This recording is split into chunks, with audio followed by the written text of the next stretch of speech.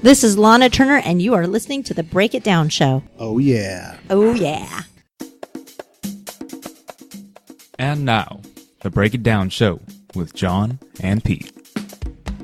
So you want to have a conversation? I'd like to have a conversation. Just intense questions? Yes. And what is this place at? The Real Food Daily. Yes. And it's a vegan restaurant. John and I support veganism. John has been, at times, a complete vegan, and other times, a terrible vegan, but still a vegan. Oh. And here comes your soup. That looks so yummy. White bean soup. I love this place, but it's definitely cunty. Yeah, this is like a vegan comfort food right here. Oh, I'm excited for this. Do you want to try some? Maybe, yeah. The thing about Los Angeles is whatever you're into, you can find it, and it will be the best. I mean, there are vegan restaurants in other parts of the world, but, I mean, this place is so good, and it's been here forever. So, I love LA for that reason alone, that whatever it is you're into, whatever it is, no matter how weird or whatever, food or fucking or whatever, you can find it in LA. Right? Yes. So yeah, here, try some of that. Okay. Yeah, in the Bay, we would have more words for this soup. It wouldn't just be Tuscan white bean soup. It would be shade tree grown, Tuscan organic soil, no nitrate. Like it would have a whole like a bio. Like this is what this is, and then you could eat it. Well, thank you for sharing your soup. Oh, Soup's a very communal thing to share. Sure. Like you really trust me to use your spoon and dip it in your soup. Yeah, well, you're not sick and mangy this time. You gave me first dibs. But I'm always surrounded by kids and all and everything. Goodness. Yeah. Yes. So when I was working in Iraq and Afghanistan, we ate a lot, and more Iraqis than Afghans, but they'll eat with their hands. And there's this whole thing like, don't eat with your left hand. They don't care. I'm an American. They're like, that guy's an American. They do whatever they want to do. But they'll bring you on a bed of rice like a lamb. Plating isn't really a thing. Right. They just all reach out and eat with. Yeah. But the food's just kind of thrown on there. And then like if you're not doing it right, the guy be like, oh, with his mouth full, talking to you over the food, spitting his food back into the food, taking his hand and going, you need this. And you're like, that's a big ball of lard. And he's like, you eat that. That's the best part. You're my guest. And you're like, I now get to eat this big ball of lard that's been you spit your food on and used your hands to serve me. Wow. Yes. Yeah, it's intense. That whole left hand thing, I traveled through India for a long time. Okay. And it's, I think it's actually, there's something about eating with your hands that makes food somehow more, like the tactile experience. Mm-hmm. Like, whenever you can pick up something, you just really, I don't know, there's something about that, right? And I love that. I eat with my hands a lot. Yeah, no, I quite often eat salad with my hands. just pick it up. Yeah, because I don't stabbing it and all. I'm just going to grab it. Just grab it and shove it. Yeah. Well, I mean, it's the way we're supposed to eat. But in India, there were these men selling smelly markers. You know, the ones that scented markers. And it was a joke they were playing on the tourists. And they were going around putting the marker like in their hands. Mm-hmm. So they put like an X on their hand. And then they would have the tourists lean in and smell their left hand.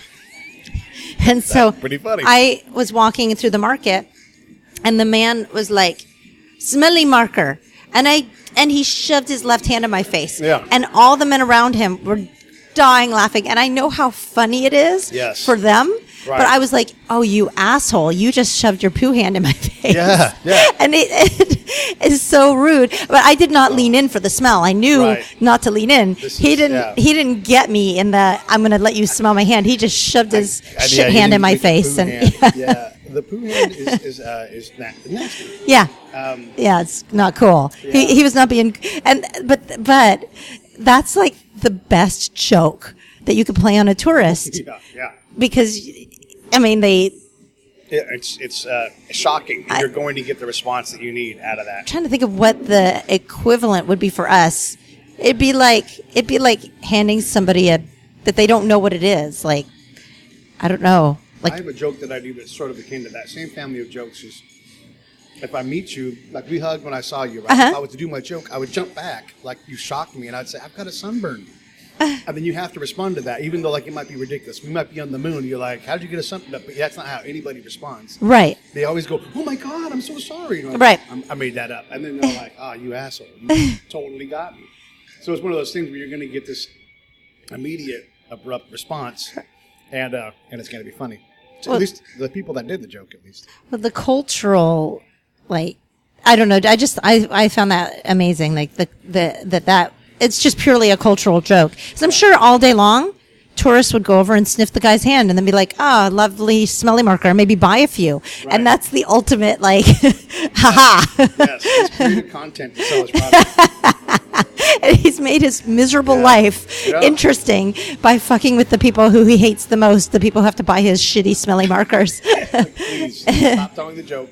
I'll buy all the markers. Here's $15. Yeah. So here's the other thing about the shitty hand. So in Arab culture, in Islamic culture, flowing water is clean and pure. You actually don't need a detergent of any kind to clean yourself. So like we all have to, when you go into military at Chahal, you have to wash your hands. It's required. You have to. We're already going to have dysentery. You can't help yourself out. So the Arab dudes come in, put their hands into the water, lift their hands up, and walk in. And they're like, I am clean. Like there's no soap, there's no drying. It's just rinsing your hands and then flicking off the water and then you walk. And I don't know if they get this, but there's like science and stuff, and so you're looking like, oh my God, that guy was on the same patrol I was on, and I know my hands are covered in all kinds of bullshit, like. And they just did water, nothing else. Water, and I mean, not even like a scrub. Yeah, I mean, we use like that heavy-duty sanitation that kills the good and the bad bacteria because we're so adamant about.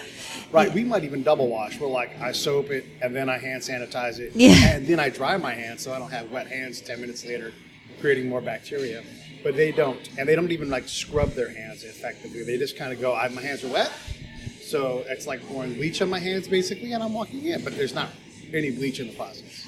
I know. So I mean, water is an adjutant. Was it called an agitate? It'll get it clean better than nothing. But geez, I don't know. I actually feel like because I've traveled so much that aside from the hand washing part of it, the Eastern toilets, as gross as they can be and dirty, are a way more sanitary way. We're talking about toilets while you're eating your soup. That's really like not, but yeah, it's cleaner because there's no skin for a woman, anyways. Yeah. Ew. I mean, you can just squat. Right. So I'm a big fan. I think that there can never be peace in the world because of how we all use our bathroom habits, unless we can all get on the same page. And we won't. But a bidet is way cleaner than toilet paper. I love a bidet. Yes. So. And just the actual way you use the toilet is all societal. Oh, Japan! Holy shit! It's the best toilet because it's heated. It sings a little song to you. It blows air on you when it's done washing you. Got the high-end one. It'll send a stool sample to your doctor. It's beautiful. It really does that. Yeah, no, it's lovely. Cat 5 cable. I know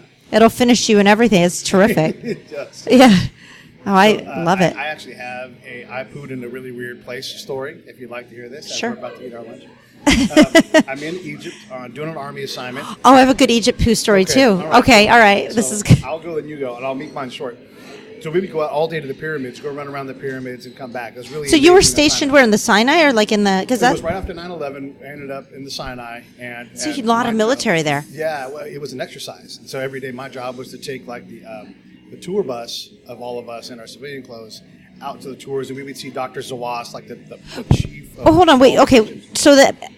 People might not understand. So the Sinai is this massive stretch of land between Egypt proper and Israel, and it was made a neutral territory. Right. I forget after which war, but there was a big war, like 48 or so. Yeah, whatever. There's been like a million wars, but they made that a neutral territory. So there's a lot of U.S. military and other military too, I believe, that hang out there. It's a world center, and it's beautiful there. It is very nice. Yes, it's a desert, but it's very nice. But were you on the Red Sea? Because that's incredible. You could see the Red Sea from where we were. Like, you could see it off in the distance if you were high enough. It's so beautiful. So nice. How long were you stationed there? It was right after 9/11, so it was like a 3-week exercise, and some of us had to stay. I actually got volunteered to stay. I got volunteered, but I was like 193 on the list of 180 that they took, so I was like almost got to have a bonus military vacation. But it was. So you were there a total of 3 weeks for this particular. For this particular reason, I was there. Yeah. Interesting. And so they wanted you to act as if you were a tourist. No, we were tourists. Oh. So we're going to be here. But so you were off. You were on. I was working. I'm so confused. So here's my job. So as a spy, a lot of times I'm looking at what else is going on. So I'm kind of doing like just an overwatch of the activity in the area, especially with a heightened security. Wow, that's our food. Yeah, that is incredible. Giant bowl of things that you would never know. Take a picture of that. It kind of looks like. Thank you. Great. Thank you. Thank you. It's kind of like dog food, right? It kind of is. Yeah, I hope you like it. I'll feel really bad. Like we could have gone safe and gotten nachos, and then it's just nachos. No, I don't want nachos. I want this. Okay, good. Yeah. Okay. So I'm going to make a bunch of noise. So every day they would have a tour because it doesn't have to all suck when you're in the military. So they have a tour and you'd go to the bent pyramid. Oh, nice. So it's military organized to keep you guys busy while you're recreation and welfare, right? Morale, welfare and recreation, MWR. And so they need some security elements that go with it. So they'll have guys with guns, and then they'll have a guy like me. I really had no responsibility or duty. I was just there to observe the younger spies to make sure that, like, if they had a problem, I would advise, but I had no responsibility. So it really was a great job. And we wore civilian clothes every day. Nice. So we would go to all these antiquity sites. So you could actually be a tourist in Egypt, which is phenomenal. Better than that, Dr. Zawas, who's like the #1 Egyptologist, he's like the Ministry of Egypt guy, the guy you see on History Channel. That guy was like our liaison. So he's like, what questions do you want to ask? So I have my own personal tour from the only guy in the world that could know everything. So it was fantastic. Wow. And it was an all-day thing. And the ride to and from the pyramids was about 3 hours. We were driving. I had angried up this international poo that I had because we're eating different food. And I'm in Cairo, so I'm like, oh, this is Did you have the kuchri? Is that how you pronounce it? Kuchri? They like have a giant bowl and they throw. It's kind of like this actually, which is interesting. We're talking about this. It's like a bowl and they throw lentils and all different things in it, and then a sauce on top of it. It's like fast food. I'm like, here's $8. Feed me, and they bring me things and I eat those things. So I sort of have like my own international food show without the cameras and all the nonsense. Right. I don't know what I was eating. I ate whatever they brought me, and it was never McDonald's or anything. Right. So I get to a point where I like to call crisis poo. And at some point in the crisis poo scale, you either have to poo now because you're going to poo now, right? Mm. So we're getting close to that point. And even though we're at the post, we're way ahead of the bus, the tour bus. We're in our own car. And there's a little guard shack. And it's still from the edge of the post, like still half an hour before you can get to a toilet. And that's my God. My window will be closed during that time. So I will actually be shitting in the car. So there's a little guard shack, and they got this little cement house. I go up, and I know like 8 words in Arabic at the time. I'm like, hamem, which is a bathroom. They're like, yeah, come on in. You're the American. And they don't speak any English, but you know. So I'm like, hamem. And they're like, back there. So there's the hole in the floor, like kind of the paint pan with the hole in the floor. And so I take what looks like a Jabba the Hutt shit. Just giant. Gross. Yeah, huge. Because I don't have practice aiming with my butthole. I missed the poop hole. Oh, so no. So it's just laying there in the paint pan, like, rah, making deals with people and, you know. And so I'm like, well, I have to do something to make my poo not be really just on the floor. Because that's really what it is in this bathroom. It's just the floor with a hole. So I'm scratching my head, like, how do I get the poo from here to there without putting poo all over my shoe? And there's no toilet paper, nothing to move it with. No, and there's no God. poo accoutrement. This is so gross as I eat this. Yeah, get a big mouthful for this part. So I see, there's a little, like a 2-swallow shot of water in this little bottle over here. I've already given up the fact that there was going to be no wiping until I get back to the like that's already. How do you deal with that? You just sit in the car for half an hour and you go take a shower later, you know? Oh, God. Because there was just nothing to do, you know? There's no running water. So I take the little, like, not even this much water, maybe a third of this, which is half a pint glass full of water. And I throw it on the poo, and I get it wet, and it's like, and it just kind of growled at me. The poo growled at you? It didn't do anything. It didn't move it. It didn't care. And I'm like, wow, I have this conundrum. There's nobody in there, and there's literally nothing I can push the poo into. Even if I did push the poo in the hole, all that's going to do is sit in the hole. Like, it's got no way to leave. So I'm like, I don't know what this guy's doing. It was a riddle I could not solve. So I left their little tiny house with a big, angry Jabba the Hutt poo sitting there doing its best to make the entire place stink. And this was a small place. So, like, maybe like a... They hate Americans. Yeah. So you just caused the next jihad. I did. I caused some kind of retribution. Yes. Because I took a gigantic angry shit. And And now, and hence, like, and they'll lob another, like, right. I hate Israel. Yeah. It's the Israelis' fault. Yes. That's hilarious. Yeah. Oh, well, I can relate to you on both points. The urgent one in the code. What did you call it? Like a crisis poo. Crisis poo. I can relate to you on that, and I can also relate to on missing the hole. So which one do you want me. I'm ready. to go with? I'm ready. I'm sure we all want to hear about this. Both? You want to hear both? Yeah. By the way, if you guys don't know, Lahna Turner is on the podcast. She, of course, is gorgeous. So a very beautiful woman is about to tell you about a time when she shit either herself or she missed or whatever. So let's hear it. This stuff looks all right. By the way. It is. It's really good. If you want some hot sauce, you should ask for a little spicy sauce. Which of these sauces did you recommend? I tried both. I like the tahini a little bit better, but I like both. Okay. But we should definitely get some hot sauce. Okay. I'll get their attention. Will you tell me this? All right. So, similar thing. I was in Egypt for, about a week or so, and then I ate something that wasn't agreeing with me. But we had to head back. We left Cairo, and we were going back to Israel. And we were driving through that long stretch of desert. My stomach was making the blah, blah, blah, blah, blah, blah. And I had to go. I had that emergency, like, it's time. And I ran to the front of the bus, and I said to the driver, I have to go. Right. And he goes, no, back to your seat. He yelled at me. And I was like, so I'm literally like holding my butthole as I walk back to my seat, like doing the walk of shame. And all the people saw me run up there. Yeah. And I'm just like, oh, I'm groaning. I have tears coming out of my eyes. I have sweat coming down my face. Right. And I'm like, I was with my friend Sarah. We were traveling together. I'm like, Sarah, I'm not going to make it. I'm not going to make it. And so, oh yeah, definitely need hot sauce. So nobody knows what to do. I mean, everyone's sitting around me like, nobody wants me to shit on the bus. So finally, I don't know why, but you hear there's like a loud explosion, which you never want to hear on a bus driving. And the bus pulls over to the side. And so I'd be like, oh, thank God, the bus has stopped. So I run holding my butt to the front of the bus. And I'm like, I have to go. And I jump off the bus, and the driver stops me, puts his hand up and goes, get back on. Yeah. I leave you in the desert. And I'm like, crap. So now I have to decide between shitting myself and being left in the desert. So I come back on the bus. This time I'm literally crying.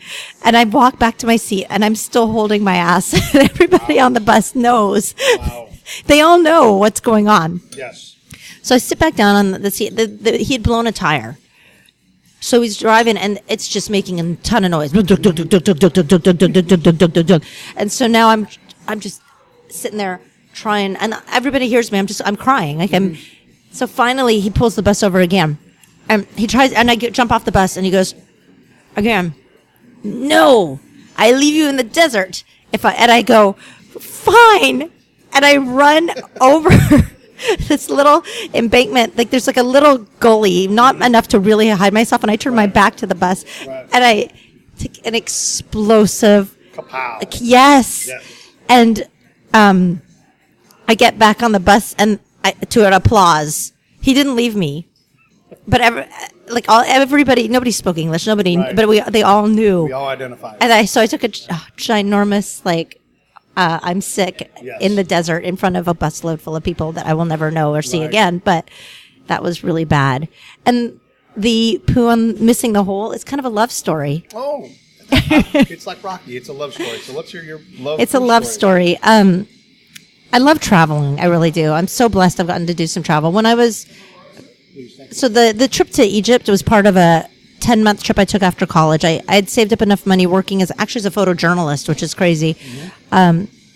I didn't get in. My life didn't go the way I planned it to go after college, as it shouldn't. And I ended up taking money and traveling. So I went to India. I went to Egypt. I went to a bunch of really cool places that were affordable to travel in because you could stretch your money a long way. So this story took place in Nepal. I was doing something called the Annapurna Circuit, which is a hike around the mountains. You're familiar with that? It's awesome. The last night, I had to use the restroom, and I didn't want to because it was really cold, and you had to go from the guest house down a set of stairs back to a outhouse, which was up a set of stairs, so it's risen up. And so I didn't have a flashlight. I didn't have anything. So I walk out into the night, and I have to say I'm so glad because this was the last night before cutting over the highest point of the mountain. Okay. And I have never in my life seen stars like this. I mean, I open the door and I look up in the sky and I'm just like, holy shit. Like you could literally pick stars out of the sky with your hands. Right. It was the most incredible thing. That sounds beautiful. John and Pete. Hey, everybody, if you like the Break It Down show, I can dig it. And of course you do. of course you do, hit that subscribe button. John and Pete. It helps us out. Hey, if you're going to like the show on Facebook or on Twitter, it helps us out if you share the show so people can learn about it. So liking it is great. Sharing is even better. Let's do some spy stuff. Yeah, just Let's sneak get in all there. our friends' phones and have them subscribe to the Break It Down show. Do it. Subscribe. Listen to the show. If you love the show, tell 5 of your friends. Or if you hate the show, tell 5 of your friends. But then the dilemma came because I went to the bathroom. The dilemma. And the outhouse, the only light, when you open the door, moonlight comes into the room. Yes. And when you close the door, it's not much, right? So it's pitch black. Yeah. So I tried to prop the door open. There's nothing to prop it open. I had a spring where it slammed shut. So I had to kind of make my way through the darkness and try and guesstimate where the hole was. 3 or 4 takes of I think I got this. Mm-hmm. I did what I needed to do, and I left, and I went back to bed. And I was traveling with a guy that I was seeing at the time, and I think Gil was in love with me because he actually at some point he did actually ask. He wanted to get married, I think. I mean, he was a really sweet guy, but it wasn't meant to be. Right. But I know he loved me because the next day he was first to the bathroom. Oh my goodness! And we were the only ones in the guest house, so he knew it was mine. And he took care of it. He cleaned it up. What a nice guy. Isn't that love? That is love. And he didn't get rid of me. Yeah. he wasn't like that was the most disgusting. And you botched it. You let it go. We just never talked about it again. I was just there's no reason to. But I mean, that's love. Yeah. Right? I mean, we hadn't Absolutely. even been dating that long. I mean, we traveled together, but it was. You bring up an excellent point that as someone who's never been shot at or blown up, you wouldn't have the mental outlook of I'm making a choice that's way below what my normal options would be. For example, holding your butt and walking back on the bus and crying. It changes your whole world as to what is. Because you probably wouldn't have done that. You'd just been like. Well, maybe. Because I do have this saying, like when I go into like the place, like in Chicago, you cannot go into an establishment and use their bathroom. They just will not let you do it. Really? So I normally say, I have to go poo right now. And they go, no, you cannot use the bathroom. And then I say, if I don't go to poo right now, I'm going to go poo right now. Like, this is out of my hands. I call the guy that runs my butthole, we call him Angus, the guy who runs my anus. And sometimes he's like, it's okay. It's all air. And it wasn't. Oh my God, no.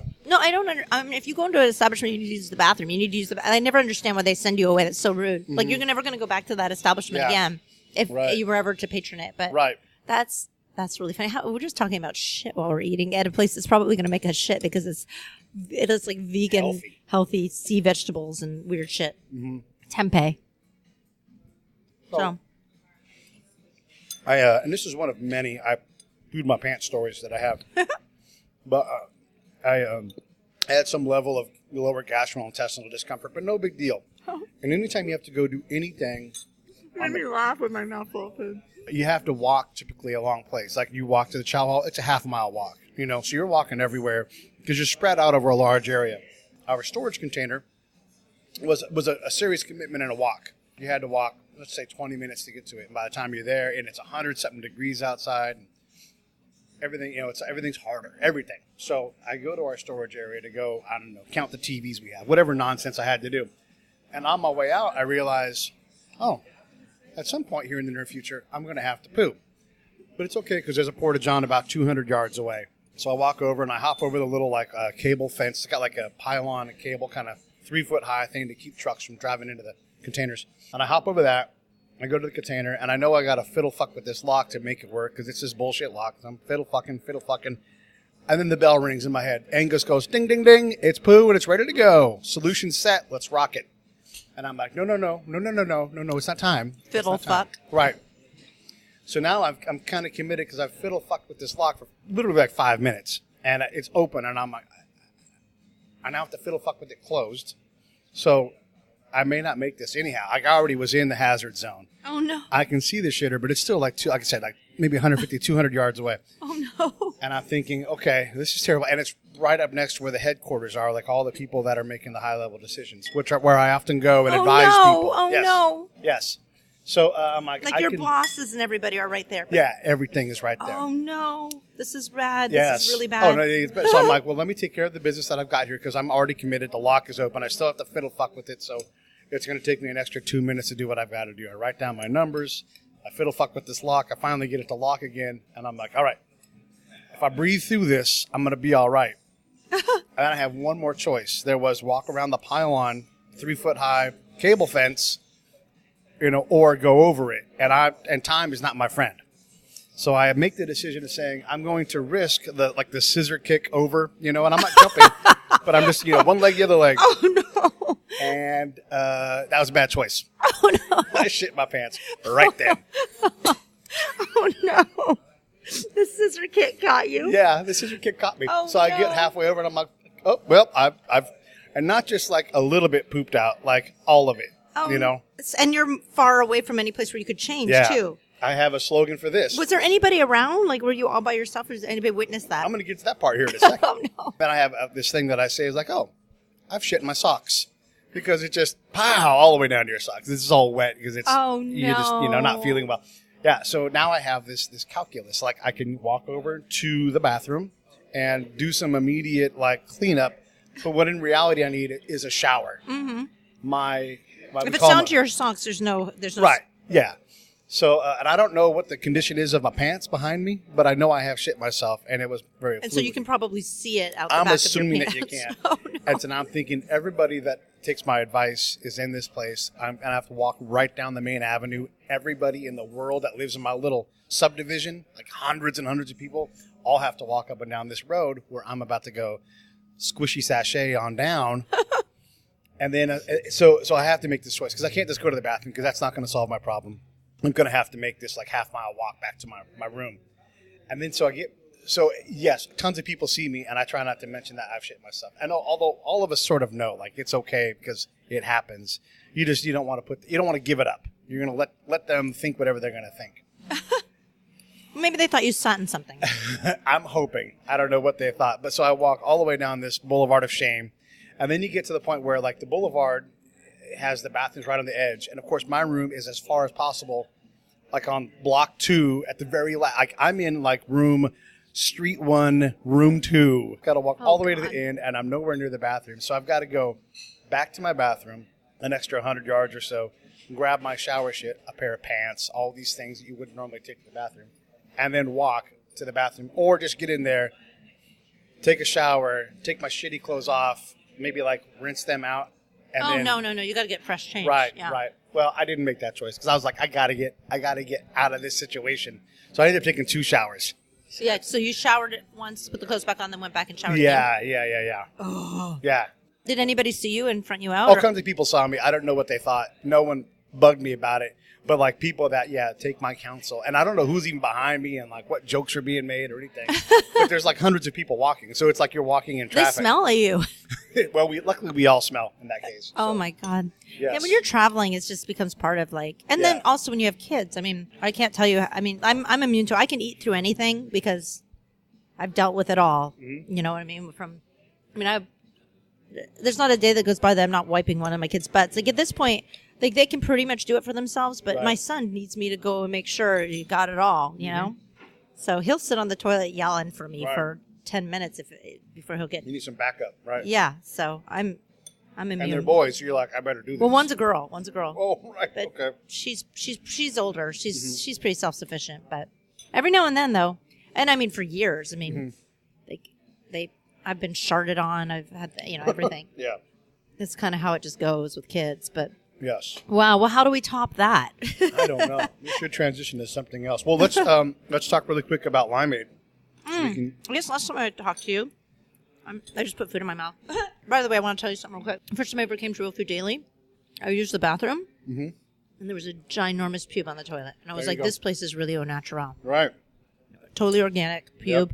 Yep. They had a hairy vagina, which is No, I think that is a big part of this place. I mean, the guy who's serving us, his beard. Right. I would never hire a guy like that at a restaurant with a beard like that because Lord only knows when What's in 10 the of beard? those giant pube-like beard Yeah. hairs are going to fall in your food. Those are long. Yeah, but it's a natural place. So, Yes. okay. So Limeade, when I saw you last, I was still working on bringing it out. So the movie is, I made a visual album. So like Beyonce has Lemonade. That's why we called it Limeade, because we made a visual album and it's all comedy songs about my divorce. And I'm really proud of it. Really proud of it.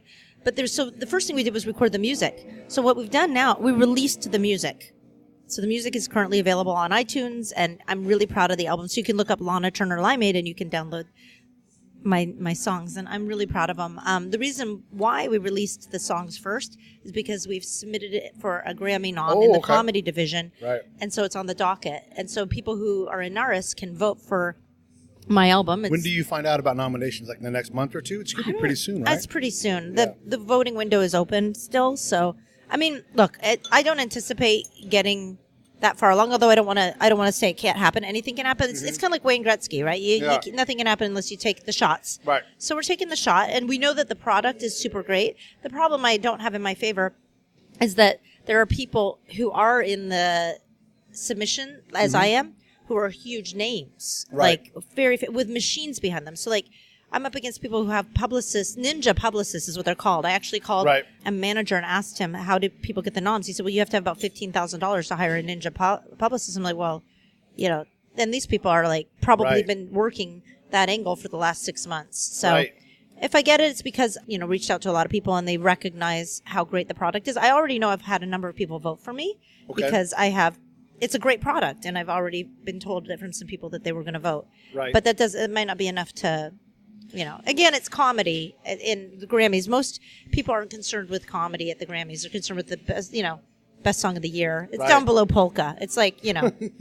But it would still be a huge honor. Just being in the docket, I feel is pretty cool. That's pretty significant. Yeah. I mean, there are some heavy hitters. Like Louis C.K., I think, won last year. I think so. And last year, the noms were all really pretty famous people. It was like, I think it was Lisa Lampanelli and Jay Moore. And right. So, I mean, it's, heavy comedian hitters. Well, people who have already, their names have been around for many, many years. Whereas, I've been around for many years, but my name hasn't been in the forefront.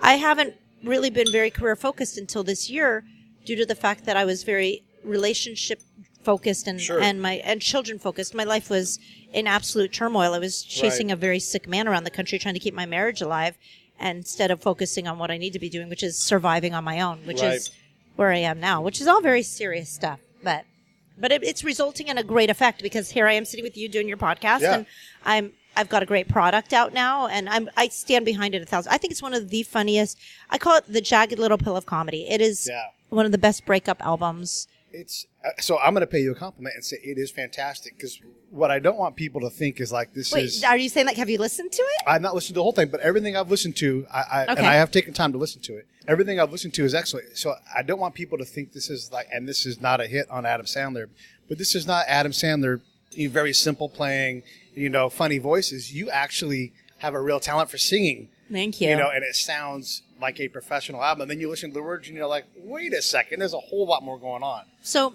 Norman Arnold, the guy who is my producer, who's brilliant, by the way, he was one of the former heads of Warner Brothers Records music division. He's so rad. We decided we would make an album of songs that the songs themselves are awesome. Yeah. They just happen to be comedy. Right. And so we were able to produce like really good music. I mean, I'm very proud of the music. It should be. It's excellent. Yeah. And you're right. It is the Jagged Little Pill, but with the comedy vibe. Yeah. Yeah. So I think I think there's a song, at least one song on this album that relates to you right now, or somebody that you know right now who's going through some shit in their life. And either whether they're male or female, because Hate It the Cunt is a great anthem for a guy friend of yours who's going through a breakup with a hot chick that you're like, oh, fuck, he really hated that cunt. Or Fuck You in All Your Nine Holes is a great song if you just got dumped and you're angry.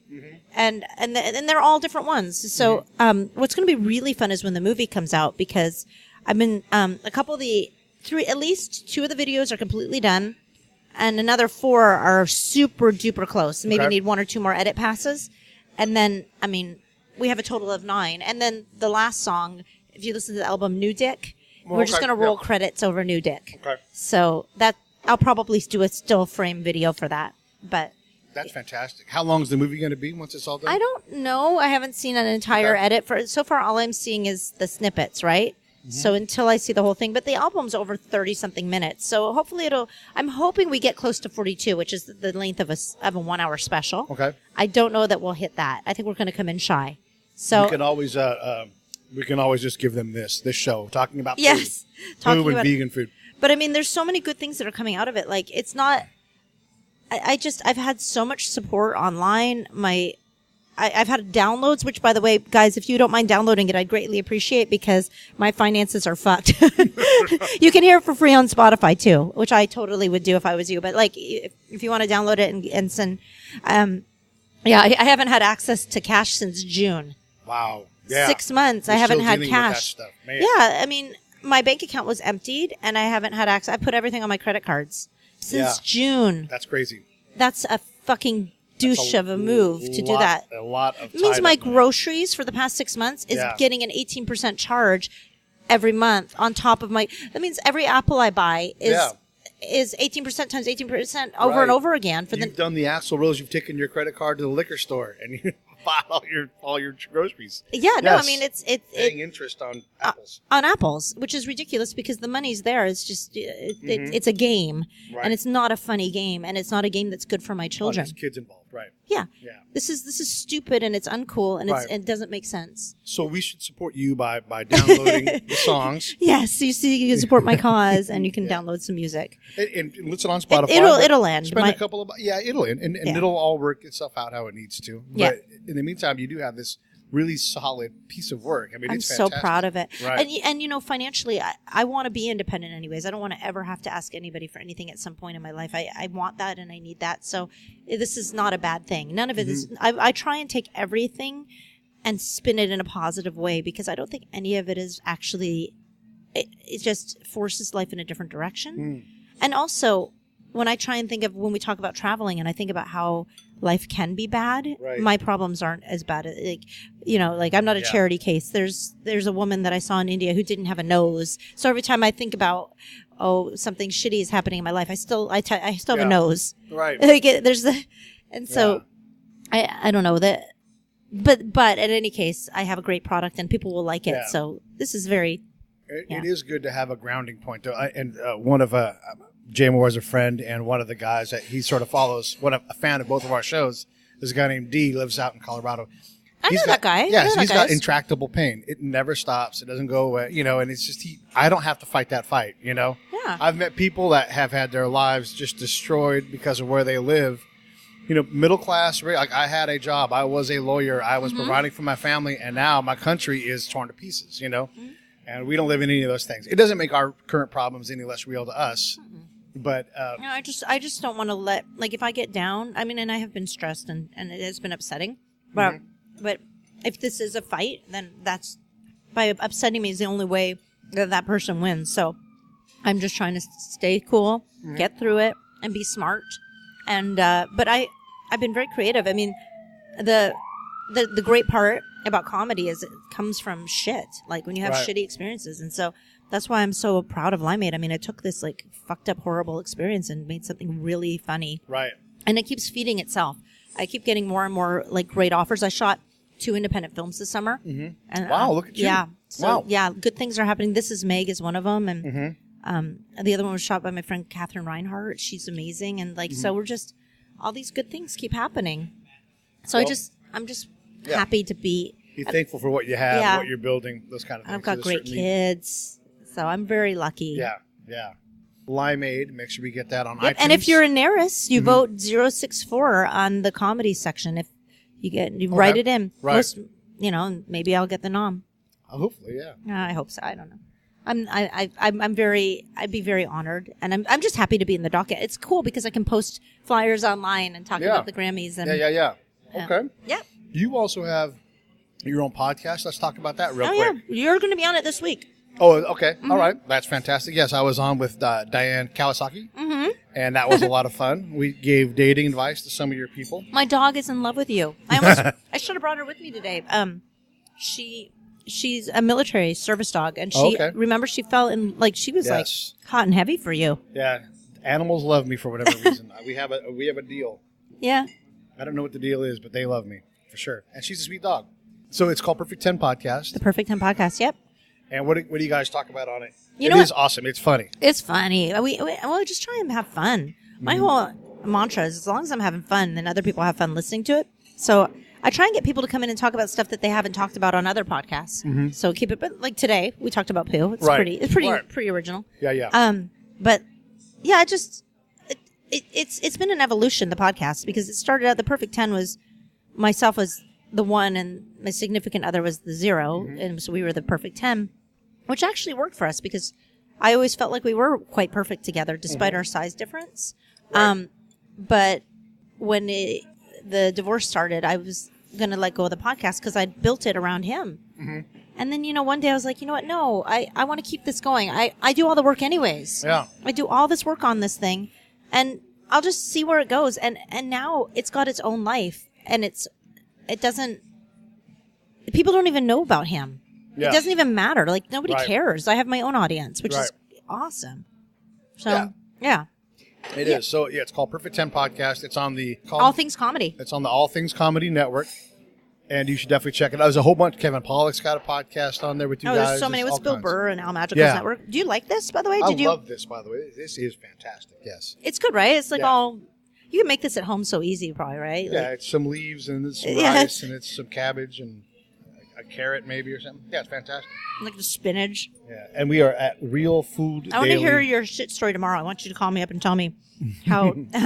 Actually, my shit story may be in a movie. That's how crazy it is. Really? Yeah. There's a guy named Johnny Walker who was an Iraqi interpreter, and he is basically a SEAL legend now. He's not quite. That's his name, Johnny Walker? Well, that's his code name. Okay. So his name's codename Johnny Walker. And the book is called Codename Johnny Walker. He's Johnny Walker. He was my interpreter, but also he worked with the SEALs. And primarily that's what he did, was support SEALs. And he wrote his own book. And that book is going to be made into a movie. You've got the best poo stories of all time. I thought I had good ones. No, you talking do have good ones. You crapped on the Annapurna Trail with your boyfriend cleaning it up. That's fantastic. It is indeed a love story. It's love. It's love. I mean, he really liked me. He really did. He was a sweet guy.